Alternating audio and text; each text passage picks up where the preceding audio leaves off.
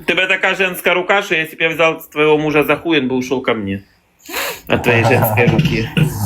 Ай, сука. Я повел бы у тебя мужика. Ребята, короче, кому ми проіграємо? Скажіть мені, пожалуйста, кому? Вот так.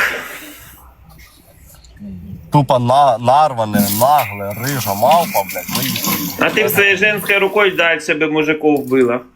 Боже, як не гарно такі мати. Таїса, я Да. з вами повністю согласен. А ты бы своей женской рукой дальше мужиков бы было. Самвел б'є, бики ригають, да, не кажу. Да, що всі от такі іменно нормальні правильно, мужики, коні нормальні ригають. жінки, 100%, тому що.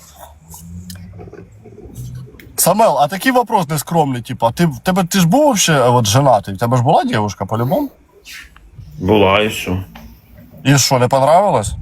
Почему не понравилось? Почему не понравилось, не пойму.